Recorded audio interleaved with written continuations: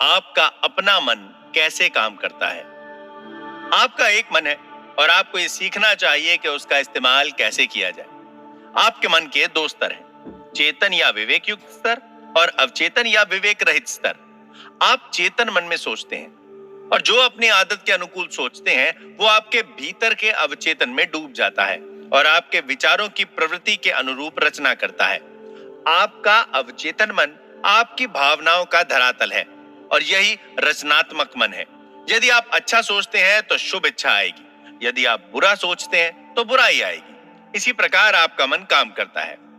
याद रखने की महत्वपूर्ण बात यह है कि एक बार अवचेतन मन एक विचार को स्वीकार कर लेता है तो उस पर काम करना शुरू कर देता है।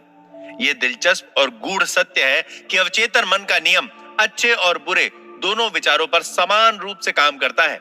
यह नियम नकारात्मक ढंग से प्रयोग किया जाता है तो उसका परिणाम असफलता, निराशा और दुख होता है। और जब आपके विचार प्रेमपूर्ण एवं सौहार्दपूर्ण तथा रचनात्मक होते हैं तो आपको स्वस्थ व सफल जीवन और खुशहाली मिलती है।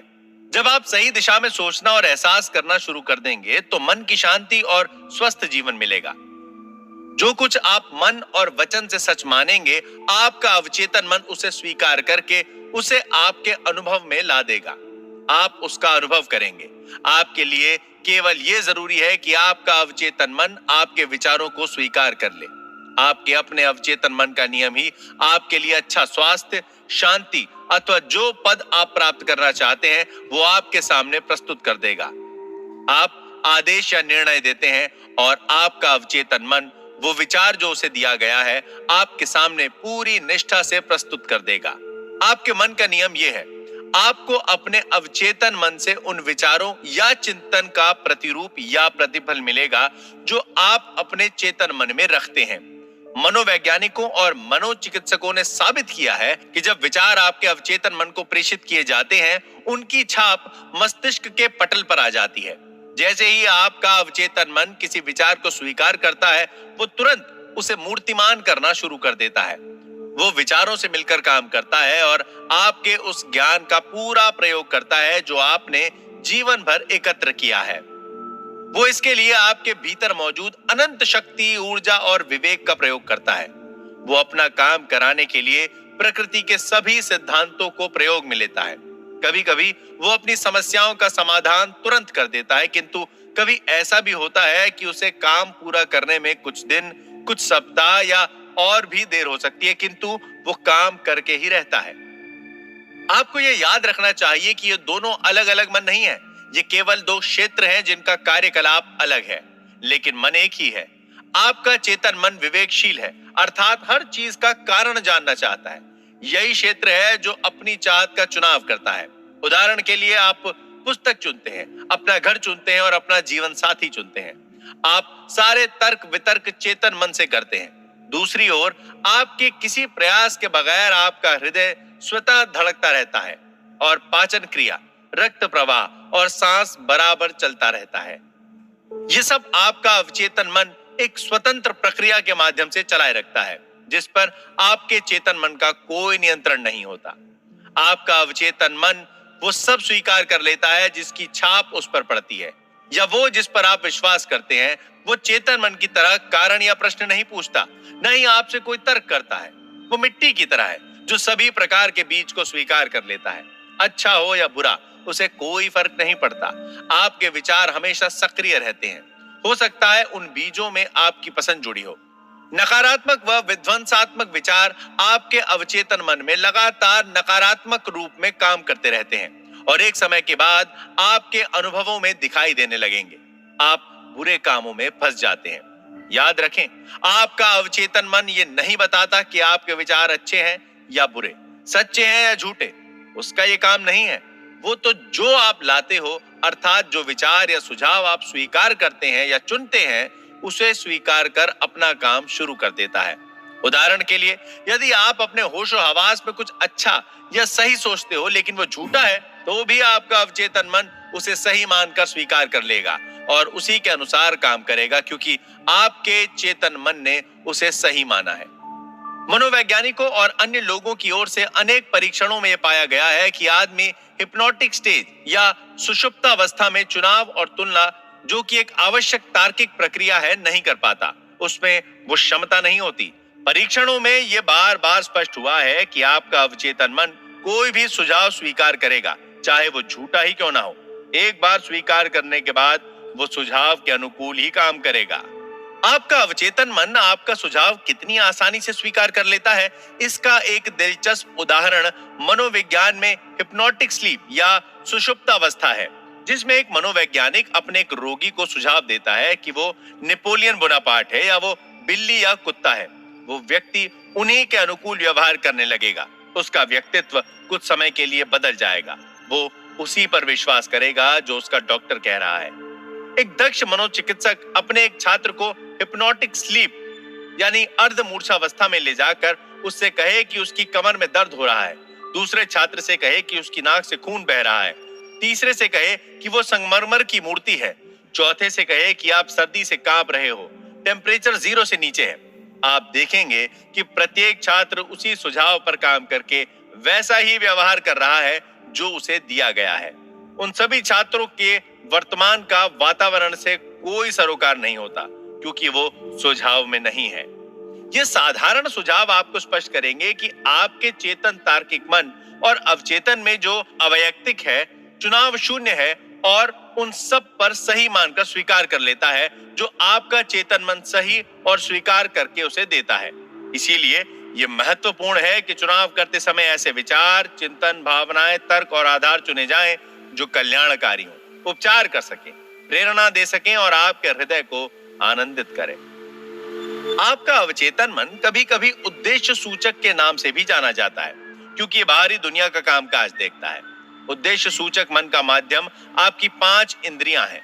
दैनिक जीवन की बातों, अपनी आसपास की समस्याओं के संबंध में उद्देश्य सूचक आपका मार्गदर्शक और निर्देशक होता है। आपका ज्ञान 5 इंद्रियों के जरिए होता है। आपका मन देखकर, अनुभव करके और जानकारी लेकर ज्ञान प्राप्त करता है। जैसा कि पहले बताया जा चुका है, उद्देश्य सूचक मन का महत्वपूर्ण काम तर्क करके समझना है। मान लीजिए कि लॉस एंजलिस आने वाले हजारों यात्रियों में एक आप भी हैं। आप उस शहर को देखकर ये कह सकते हैं, आपने वहां सुंदर पार्कों, बगीचों और बड़े बड़े भवनों तथा खूबसूरत घरों को देखा और देखने के बाद आपका निर्णय है कि वो एक भव्य और सुंदर शहर है। ये काम आपने उद्देश्य सूचक मन के माध्यम से किया है। कभी कभी आपके अवचेतन मन को विषय सूचक कहा जाता है। आपका विषय सूचक मन आपके आसपास के वातावरण को 5 इंद्रियों को छोड़कर एक दूसरे माध्यम से देखता है, जिसे अंतर्ज्ञान अर्थात आध्यात्मिक ज्ञान या छठी इंद्रिय भी कहते हैं। यह अपनी भावनाओं, संवेदनाओं के अतिरिक्त अपनी स्मृतियों का स्टोर हाउस है। आपका विषय मूलक मन उस समय सबसे ज्यादा कार्य करता है जब आपका उद्देश्य सूचक मन नहीं रहता। दूसरे शब्दों में, ये वो बुद्धि है जिसका चमत्कार तब होता है जब आपका उद्देश्य सूचक मन निलंबित या सोया हुआ रहता है, सुषुप्त अवस्था में होता है। विषय सूचक मन को देखने के लिए आंखों की या किसी और प्राकृतिक इंद्रिय की जरूरत नहीं होती। उसके पास जो सामने है और जो सामने नहीं है, उसे सुनने की क्षमता होती है। अर्थात वो जो चाहता है देख सकता है, जो सुनना चाहता है उसे सुन सकता है।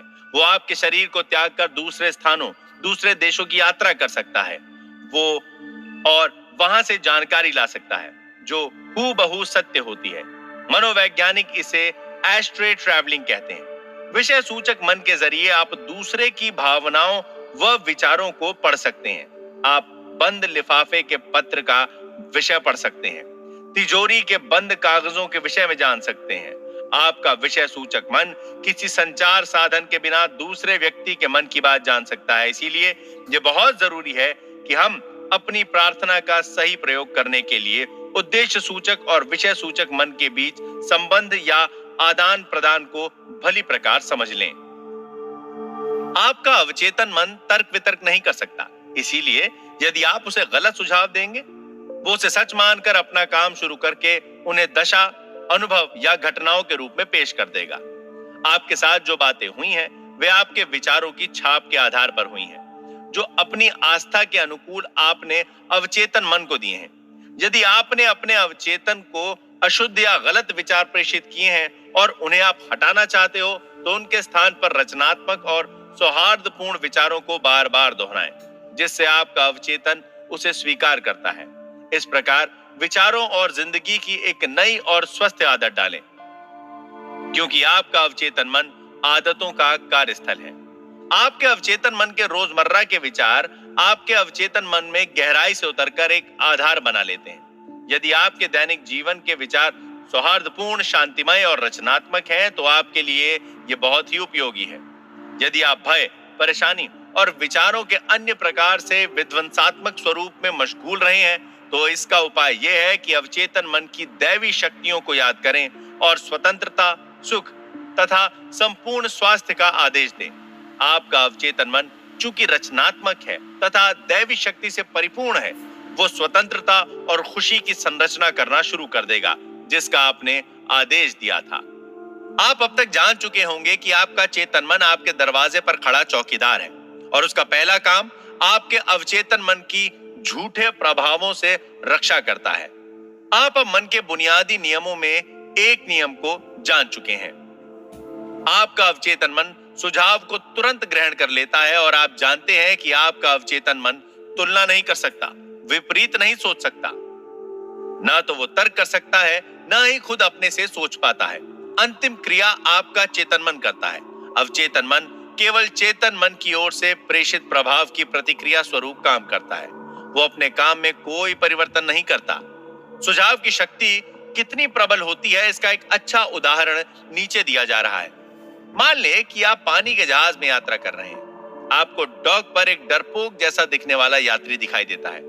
आप उससे कहते हैं, लगता है आप बीमार हो, आपका चेहरा पीला जर्द हो गया है, मुझे डर है कहीं आपको सी सिकनेस ना हो जाए, चलिए मैं आपको आपके केबिन तक पहुंचा देता हूं। यात्री सचमुच में पीला पड़ने लगता है।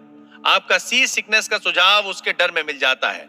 वो आपका सहारा लेकर अपने केबिन में लेट जाता है और वहां आपका नकारात्मक सुझाव अपना कमाल दिखाना शुरू कर देता है, क्योंकि उस यात्री ने आपके सुझाव को स्वीकार कर लिया और वस्तुतः वो कारगर होने लगता है। एक ही सुझाव के विभिन्न परिणाम।